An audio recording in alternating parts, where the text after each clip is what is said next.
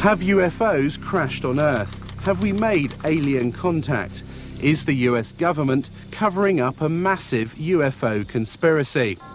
Behind me is one of the most secret military bases in the world, deep in the heart of the Nevada desert.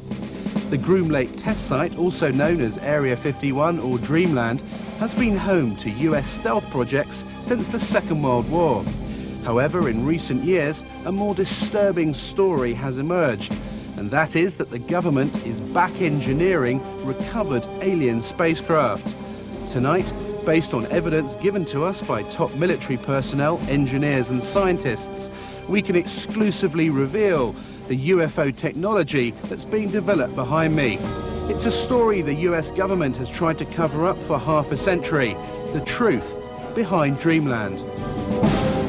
I am convinced, based on my research and the individuals whom I've had contact in the U.S. intelligence community, that the U.S. government does indeed have craft that meet the description of many of the UFO reports. The whole aim of the project was to take these craft, or the one in particular that I was working on, and try and duplicate its systems and subsystems with earthly materials.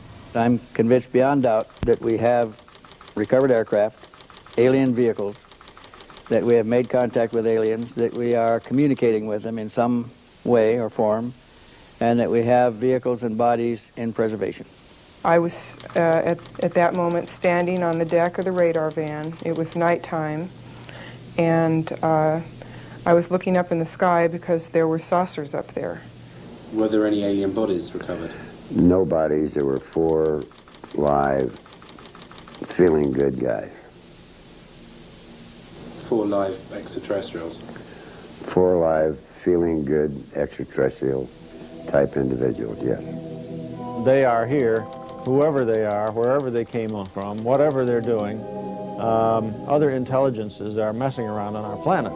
I think that too many people's butts are on the line with this, that they lied to us too long, that a lot of people have stolen legitimate national security money to keep this cover-up going, that they have perpetuated disinformation schemes on the American public, probably on the British public. The Air Force knows that there was a crash saucer, there were alien bodies recovered, that there have been aircraft that have gone up to chase UFOs and have not come back. They know that we're dealing with the biggest story of the millennium. Set on a remote dry lake bed 80 miles outside Las Vegas, Area 51 is just one part of the massive Nellis Air Force Base, which is roughly the same size as Switzerland. It was commissioned by President Truman in the 1950s as a top-secret location to develop and test America's new generation of post-war aircraft. In the technology fever of the 1950s, the base soon became home to the most exotic flying craft of its day. More recently, it is where the F-117 stealth aircraft was developed and test flown.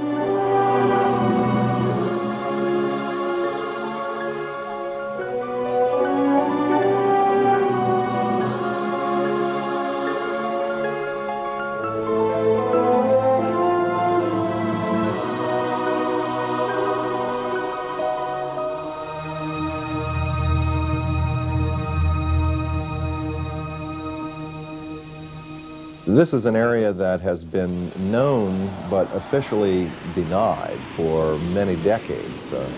We go back quite a ways into the 40s and 50s with the development of the U-2 spy plane, the SR-71. All of our super secret aircraft have been developed and test flown out in this particular area.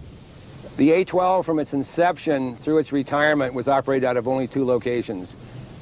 Area 51 at Groom Lake was its original home. The first aircraft was delivered there in January of '62, and the last airplane left on June 21st, 1968.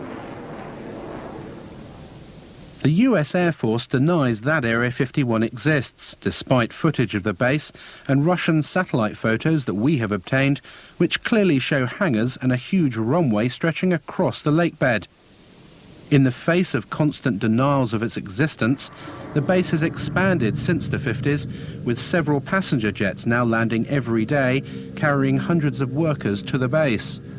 With this level of personnel, the few buildings that can be observed above the ground are merely the cover for a large underground facility.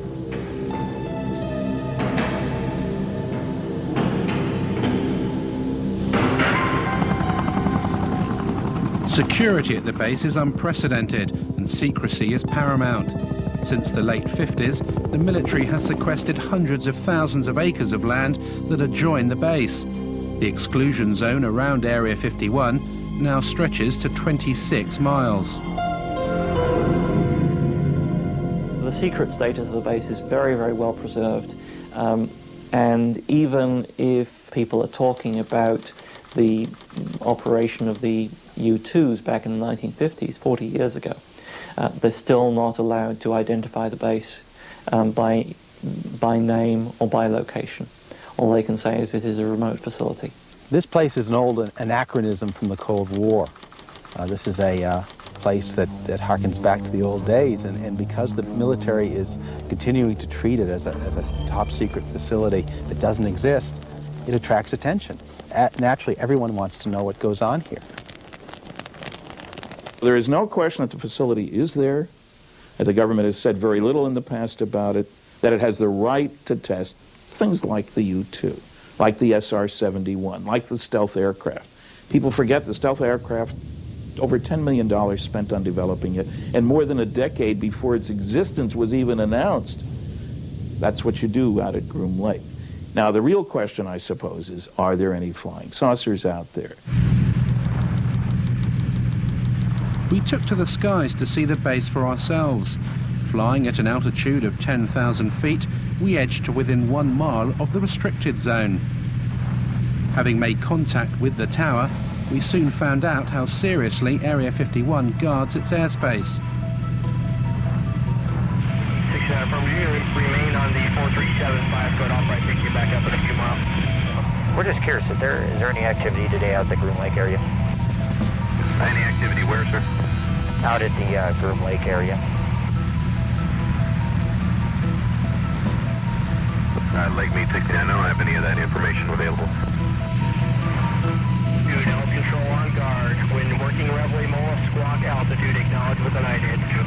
The Nellis approach controller now is just getting a little concerned that we're getting close now. We've just been buzzed by 2 F-16 fighters. They passed our bow at about 800 to 1,000 miles an hour. These guys aren't messing around. They don't want us to be here. In fact, there's another one just gone by the bow there. They're either trying to get us out of the area quickly or force us to land.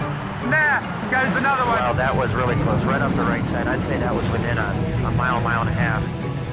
Well, you can see them, boy, that was amazing. And they have TCAS on board, so they definitely had radar contact with us. In 1989, one man blew the lid of Dreamland. His name was Bob Lazar, and he claimed to have worked at the Groom Lake site, back engineering recovered alien spacecraft. The base is against the side of a mountain, or small mountain, big hill. There are 9 hangar doors, and the hangar doors are not just shiny metal out in the desert. They are painted or sprayed with a sand texture to them, and from what I can ascertain, to prevent satellites from photographing the installation, so they look like the mountain range. It was pretty effective from what I could see. On the first occasion when I drove out there, all the hangar doors were closed, but at close range you could tell that they were doors and they would open. We drove around the left side of the installation, and there was the main entrance in there, and went through some gates and a security check and went inside, and it seemed like a typical government building.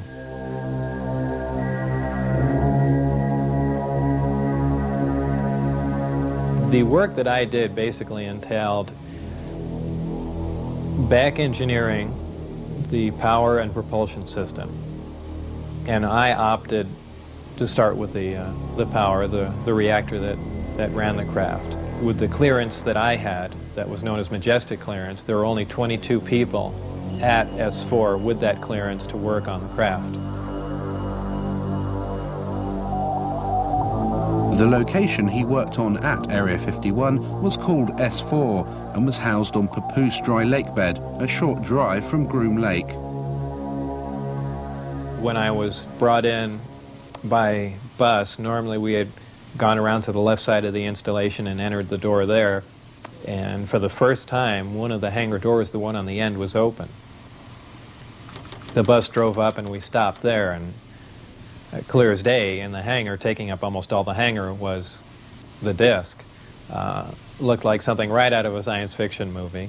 And we stopped, got out, and for the first time I was let in through that door. And as I walked in there, I thought, well, this is the new advanced aircraft we've been working on, and this is why people keep seeing flying saucers, because it's ours, and we've just been testing it, probably for all these years. And when I walked alongside it, I ran my hand on it. I say it's metal because it was cold, so I just assume it was some sort of metal. And in fact, by the hatch that was taken off, there was an opening there, and it had a little backwards American flag stuck on it. So I was positive it was something we had manufactured. I was allowed on the craft on one occasion to see the placement of these systems in case it was important to their operation. So I was, of course, escorted in the craft, and it was obviously made to be piloted by something smaller than the average human being, very cramped in there. There was a sub-level where a little collapsing floor member opened, and I could stick my head and upper torso down underneath with a flashlight to see how the gravity amplifiers hung upside down. Looked around the placement of the 3 seats, about 1/3 to 1/4 the size of a normal human seat.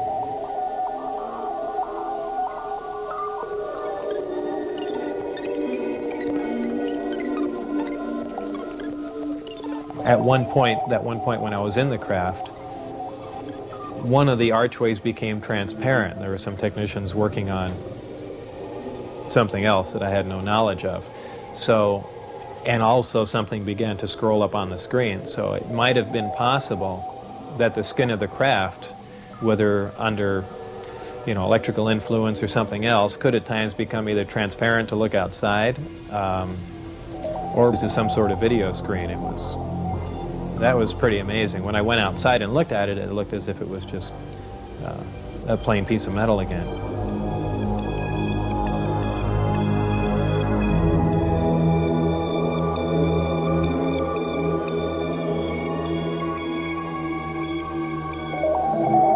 A lot of people say, boy, it must have been exciting to go in there, and I always say it wasn't. It was a very ominous feeling. You really had because it's so, I know it sounds silly, but it's so unearthly in there. Nothing had a sharp edge to it. It was as if the seats, the amplifiers that were in there, everything, as if it was made out of wax and heated for just a little bit and then cooled off. Everything had a smooth curve to it, even where a chair met the floor was blended into it. It was as if the entire craft was injection molded. No one, let alone Bob Lazar, have been able to verify any of his academic or professional credentials. In 1990, he was convicted of pandering and declared bankrupt.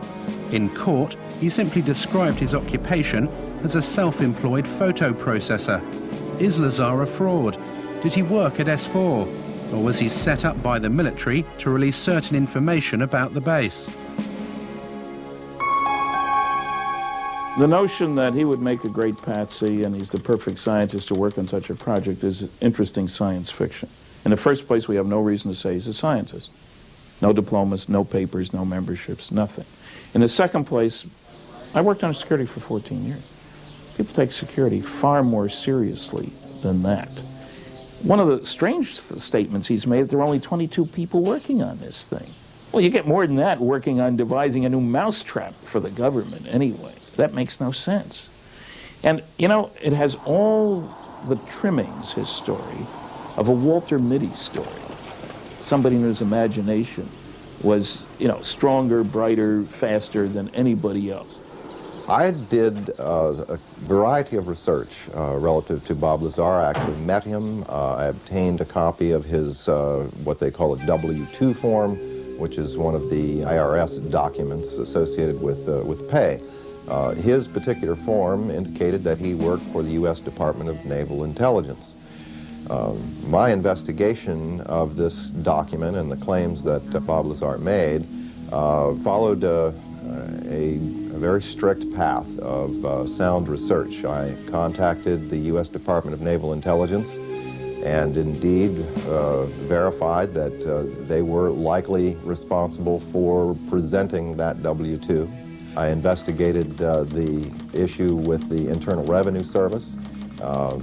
They informed me the exact words were, it appears to be legit, that it was a genuine document. It was not something that had been fabricated. There were a variety of numbers, contract numbers and so forth, issued on the document, which I was able to research, again finding that these were highly classified numbers. In fact, Internal Revenue Service ran into a brick wall when it came to trying to track down the actual employer associated with the document. He gave me information about his background, educational background and employment background. I started with his claim to have worked at Los Alamos Lab. I figured, well, that's a good starting point. If he worked at Los Alamos, it's pretty likely that he had an education somewhere. They don't just hire people off the street. And if he worked at Los Alamos, especially on classified projects, it's at least reasonable to assume he could have been hired somewhere else in Nevada to work on similar projects. We went to Los Alamos and got nothing even close to cooperation. They wouldn't respond to our phone calls. They say, we have no information on Bob Lazar. There's nothing in the files. I said, are you sure now?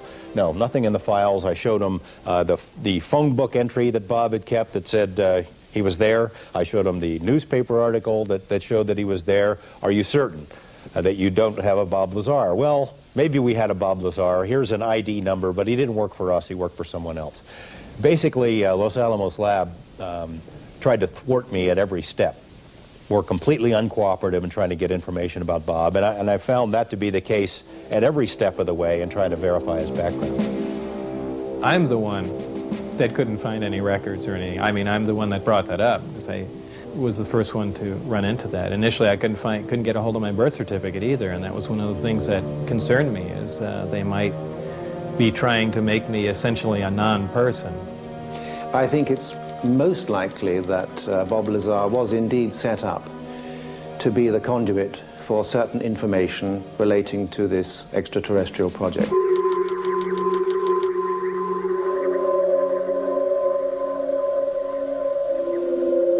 On one occasion in the desert, Bob Lazar saw a flying disc being tested. I was brought into the hangar for one of the short duration tests, and the craft was already outside on the lake bed and lifted off silently and was drifted around for a bit and set back down, and that was pretty much of a marvelous sight. It's a huge thing.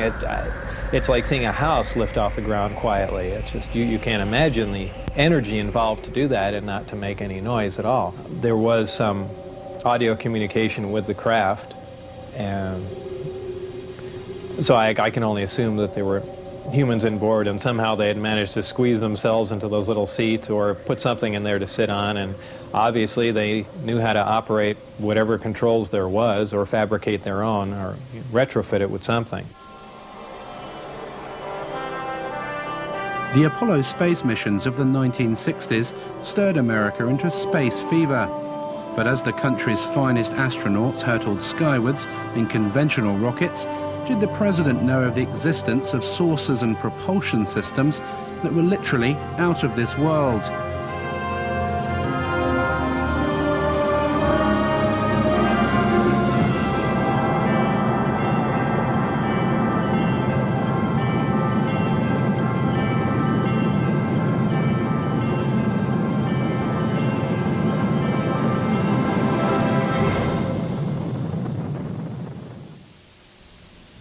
Dr. Edgar Mitchell of the Apollo 14 mission and the sixth man to walk on the moon has carried out extensive investigations of the alleged saucer crashes, as well as the question of alien contact.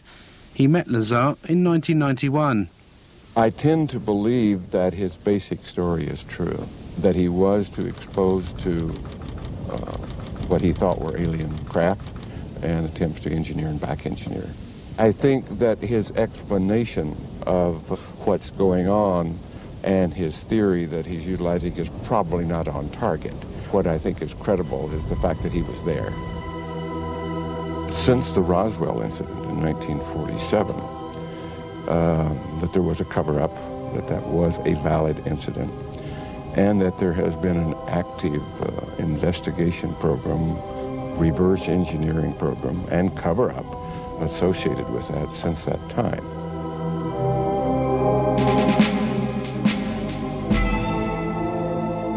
After working at S4 for several months and in clear violation of his top-secret clearance, Bob Lazar decided to tell his closest friend, Gene Huff, about his work at the base.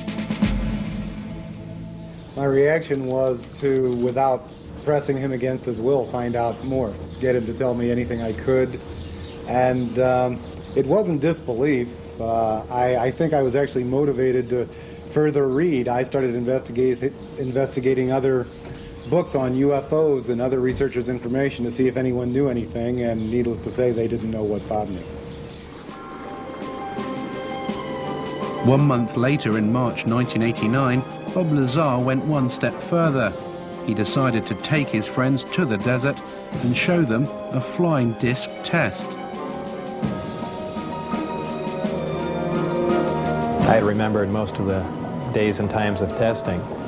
So I believe it was 8 or 9 o'clock on a Wednesday night, somewhere in March '89, I believe.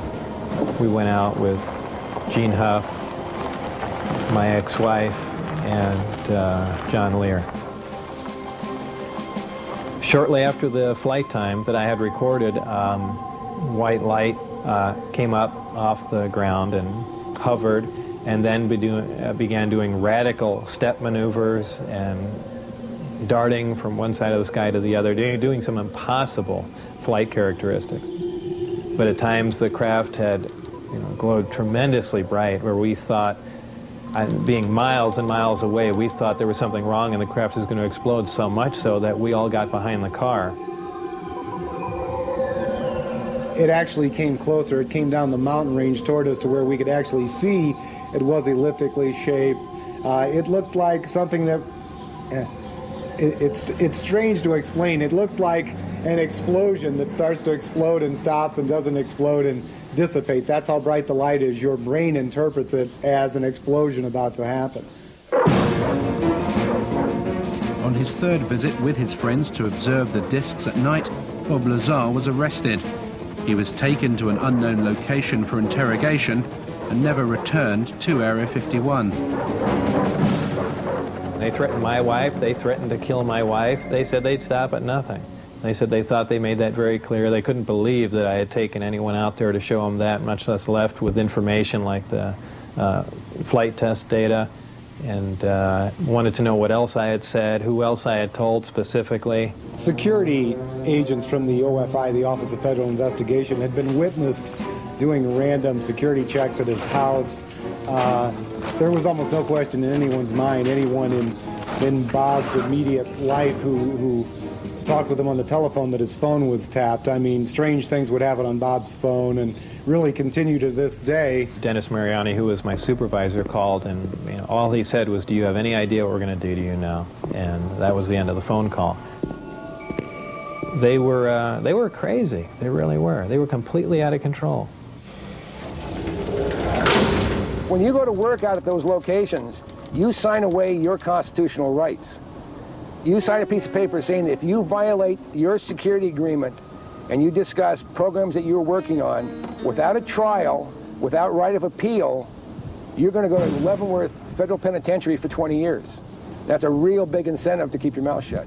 We had an engineer who worked at this TV station who, before he was here, had worked at Area 51 and had seen one of these craft under a tarp. Walked into a place he probably shouldn't have been. I arranged to do an interview with him. He lives in another city, in another state. He agreed reluctantly as long as I would block out his face. Well, we make the arrangements on the phone. The interview is supposed to happen the next day. He gets up, goes to work. There are two men in a car outside of his house talking into a radio. They follow him to work. When he gets out of work, they follow him home. No interview. I mean, it happened again and again and again. Same scenario. It has been very difficult to talk about this. It's almost like every time I relate the story, it gets a little easier, but when I first started talking about it, it was like my mouth didn't even want to form the words, and the sound didn't even want to come out of my throat. So I can only guess from that there was a very strong suggestion given to me not to talk about this, not to remember it, and if I did remember it, not to ever talk about it to anyone. This man is a 71-year-old mechanical engineer who, like Bob Lazar, claims to have worked at Area 51. He started working there in the 1950s on a flying disc simulator built to train US pilots. He said he's been given permission to talk to us about certain specific aspects of his work, but asked us not to reveal his identity. We received a disc from extraterrestrials. This particular one that I had to work on, or did work on, was from the Kingman crash. And that was later on taken to a Nevada test site where, at the time, I didn't know. Were there any alien bodies recovered? No bodies. There were 4 live, feeling good guys. 4 live extraterrestrials? 4 live, feeling good extraterrestrial type individuals, yes. And where were those 4 extraterrestrials taken? Initially, they were taken to New Mexico. And then several months later, they were taken to the Nevada site. One of the things I worked on was a flying disc simulator to train pilots to fly this strange-looking craft designed for humans to fly, not for any extraterrestrials to fly. His most fantastical claim was that he worked at Area 51 with an alien codenamed J-Rod for 16 years on this simulator project. J-Rod is a gray alien, about 5'4". His role was only as a translator, scientific translator. That was all. If we wanted to put something in the place of what they had, he had to agree with it. I would have a question, you know, and I would bring it up in my mind on just how I wanted to present it with him, and he'd already know that I had this question, and he would already have the answer for me. And if he responded, it would be in my voice. And you wouldn't even open your lips. It is possible that he and a few thousand others are working on a project, either here or elsewhere. Is this a few thousand other greys? A few thousand other greys like himself. The nearest town to Area 51 is Rachel, population 150, and home to the most famous bar and grill in Nevada, the Little Alien. The local residents have seen their highway truck stop turned into the UFO and ET Center of America. Tourists flock to Rachel to scan the skies in the hope of having a sighting. For all the hype, the sightings of bizarre lights in the sky do continue. Local resident Chuck Clark has had many unexplainable sightings. The most remarkable sighting that I've had in the last 3 years took place 2 years ago, February of '93. I watched a glowing object ascend vertically from the area south of Area 51, where S4 would be located, hang motionless in the air for about 10 minutes and then slowly start to descend. All of this while I thought I was watching a illumination flare that was launched from a mortar tube. I can hear jets in the background. I'll zoom back a little bit. This is looking straight over Steve Medelin's ranch, right here off 375 Highway. This is right over the peaks. Once it got down to the ridge line, however, it was in front of the hill that it had come up from behind. The hill was about 12.5 miles from my position. It came down to a few feet above the ground at the base of the hill, hovered momentarily, which is still consistent with what a flare might do in calm air, but then suddenly it shot off westward, covered 4.8 miles in 1 to 1.5 seconds, and stopped cold, also about 30 feet off the ground, hovered just long enough for me to get it focused to my binoculars for maybe 2 seconds, and then it vanished right in place. We've seen video of craft that were luminous, that would move across the sky as if it was skipping a stone across water, or sort of a sewing machine effect. What we see across the screen are a series of lights, of dashes of light, as the object moves from point A to point B.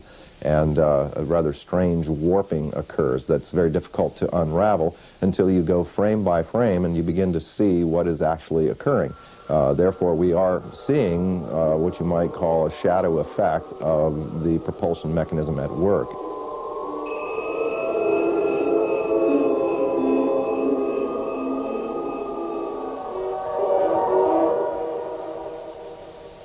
I've spoken to several people who've seen UFOs or disc-shaped craft out there. An attorney who lives here in town who has seen one. He saw one land outside the boundaries of Area 51. I've spoken to a very high-level managerial type who worked for a defense contractor out there for a number of years, from a very respectable, reputable family. His credentials are beyond question, but he doesn't want his name or face used, and he has seen them many times. There were a variety of craft that were all essentially generically sort of canister-shaped, I guess you would say. They were predominantly disc-shaped or rounded, like one of those Chinese lanterns or something or other. They appear to be colorful. At least they were multicolored in addition to the lights that seemed to be able to take on the light of the background. They could camouflage themselves somewhat in the sky by absorbing the blue light from the sky and the clouds.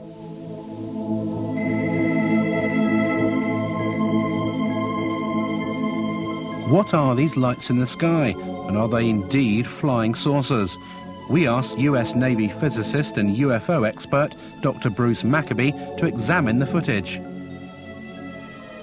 Basically what you see are lighted objects doing things way off in the distance. You don't really see any structured craft. Some of the video material, a very small amount that I've seen, seems to show lights doing strange things like hovering and then moving suddenly to another location, maybe, and moving slowly and jumping around a little bit. I've concluded that they aren't ours. That means they belong to somebody else, and they're not made here on Earth, basically, so they must be coming from the outside. How they get here, who, in quotes, they belong to, I don't know. Extraterrestrials is a reasonable proposal. All the arguments that have been put forth that it couldn't be them in the galaxy or whatever because they can't get here from there, those arguments are not physically correct, because we could get there given enough time and money and desire to do it. However, it's clear that these other intelligences, whatever they are far beyond us in terms of technologies. Coming back, just doing a loop. Now what I'm going to show you is a computer-enhanced version of what you just saw, and we're just going to look at the one portion where the UFO was appearing in the left-hand corner, going to the right, and then coming back again. That's all we're going to see. We're going to see it repeated over and over again. This part of the frame has been chopped out of the full frame. So I'll just let it run, and it goes back and forth, repeating. And if we stop it, and here's the shadow, and here's the UFO. So basically we have a triangle with one side and two angles that we know. The net result is I can calculate the UFO position in three-dimensional space. Right. Turns out to be about 7,000 feet away from the camera. So having analysed it, what we seem to have here, Bruce, is a genuine UFO. Yes, there is an object out there 7,000 feet away.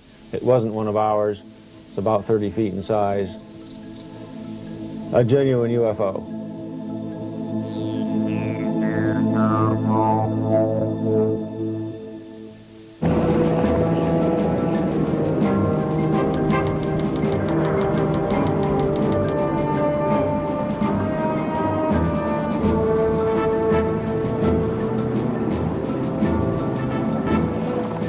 The security at Area 51 is formidable.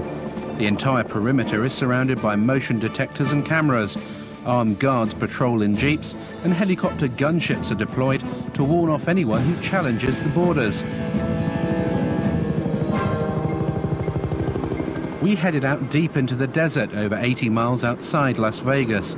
Traveling down the recently renamed extraterrestrial highway, we'd come to see America's most secret base for ourselves.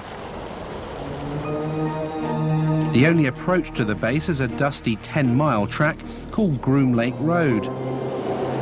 Anyone approaching the border can clearly be seen for miles, and as we've been warned, our every move was being monitored by the security patrols and cameras on the hilltops.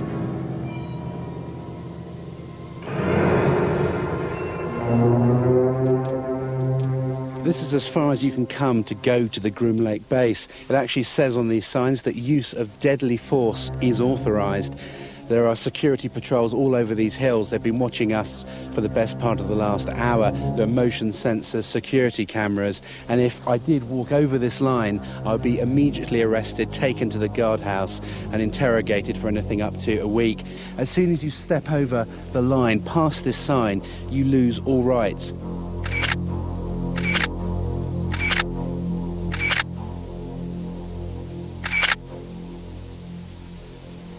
What's amazing to me, Glenn, is that the entrance here is so unassuming. They've got this rickety sign saying use of deadly force authorised, but you literally could, if you didn't know what you were doing, you just carry on straight into the base. That's the idea. You don't encounter any people here. If you went into the guardhouse that's there about a quarter mile in, you'd be arrested immediately because you've already passed those signs. They don't want to answer any questions, so they don't put any people in vulnerable positions. And as you come off the highway up there, the extraterrestrial highway, there's no sign saying Groom Lake. There's nothing, is there? No, I've put up a secret base sign up there occasionally. Secret base this way, but it doesn't stay up for very long. And on foot or in car, this is as close as you can get to Groom Lake, isn't it? This is physically as close as you can get. Unfortunately, you can't see anything from here at all. How far are we actually away from the base? We're about 13 miles northeast of the base right now. Right. And if we continued up this road, if we drove into the base now past the signs, we'd be arrested? If you drove beyond here 20 feet, you'd be intercepted. As night fell and determined to see the secret facility, we headed for Tikaboo Peak, which overlooks the base 7,000 feet above the desert. At our base camp, I talked to Glenn Campbell, who founded the Area 51 Research Centre in Rachel and who produces the Groom Lake Desert Rat newsletter. He gave up a successful career in computers to devote his life to uncovering the truths of Dreamland. This is a large facility as big as the state of Connecticut. It's got lots of unknown, unexplored areas that you could store anything you want. Area 51 is only the best known secret base of a vast complex. They could house a lot of different things we don't know about. But there's actually no fencing, is there? Yet they know when you cross that line. It's simply marked by orange posts every few hundred feet. It's easy to wander across this line, but as soon as you do, they're going to detect you and they'll be right on you. This is a very harsh military border. It's not a place for tourists. Military has never said there are no UFOs. It's never directly denied any of the Area 51 stories. It would have been so simple when these claims came out, these Papoose Lake claims, for the military to simply say, look, we have nothing there. They could take a few reporters to this area and show them, nothing there. The military hasn't done it. The military has stonewalled. It has remained silent. And that's the most damning thing that they can do. At 3 a.m. we started our final ascent of Tikaboo. We needed to reach the summit before daybreak in order to see the base lit up for its nighttime test flights. Even at night, the roar of the jet shattered the silence of the desert.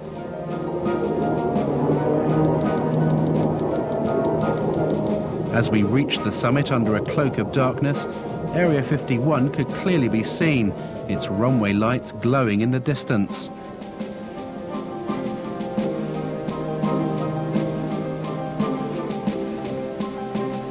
After trekking for several hours, we finally set up camp here, some 7,000 feet up. And since the crack of dawn, we've been watching non-existent flights, ferrying non-existent personnel to this non-existent base. Tikaboo Peak is the last safe vantage point where you can clearly see Dreamland. But how long before this too is claimed by the military?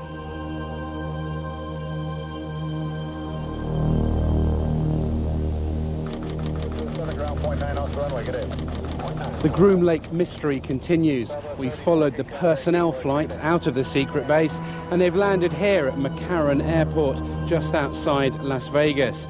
There are apparently over a dozen flights every day ferrying the personnel in and out of America's most secret base.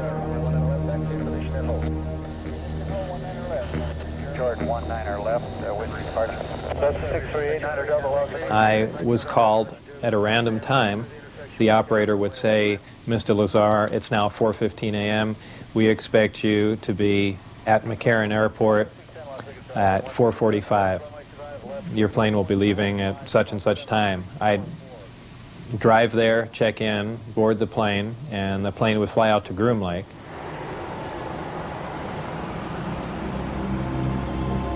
As the Groom Lake workers headed off in their cars, we tried to enter the terminal. Who could you point me to at the base who could give me some information? Okay, what I want to tell you right now, you're trespassing on private property. Sorry, we thought that was the point. You're trespassing on private property. You're inside our gate. And I'm going to advise you right now to leave the premises immediately. Okay? Is this government? You're to do that immediately. This is private property. You're trespassing. Leave the premises as soon as I get to getting the information. Is it government property or is it just private? No comment. You're trespassing. Okay. Who are you trying to kid, bud? I just You're trying to bullshitting me and quit it. Is there anyone you can point us to give us any details on?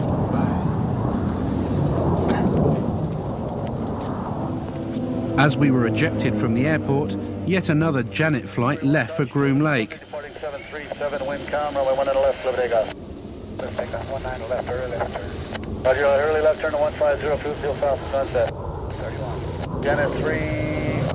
Janet 605, cross runway 25 right, kind of ground point 1 on the other side, good day. Our investigations have revealed that a private company is working with the US military at Area 51. We believe this is the company, EG&G Special Projects.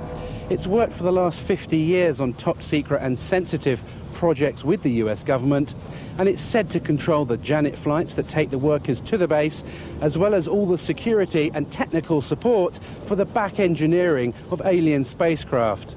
I did not work for EG&G directly. I was just interviewed in one of their facilities at McCarran Airport. A short time later, I was called back in for this new job at S4, and they had explained to me that it dealt with some sort of field propulsion system, and I was just under the assumption that this is an advanced type of aircraft that's being worked on, and I was excited about the position.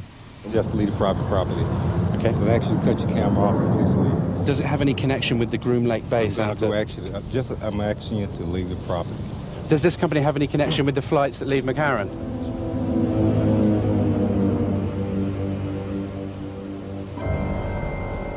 EG&G has been the central civilian contractor for Groom Lake basically since the beginning.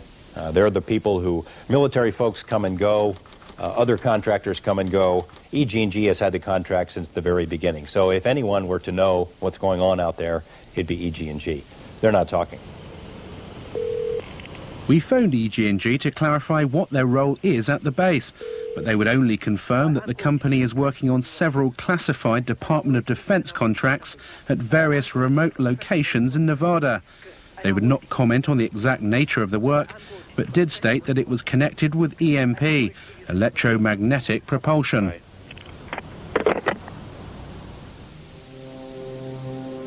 If recovered alien craft are buried deep beneath the Nevada desert, then the power to release this information to the public lies deep inside the corridors of Washington. As an intelligence insider said to me, the problem isn't obtaining the information, it's handling the truth.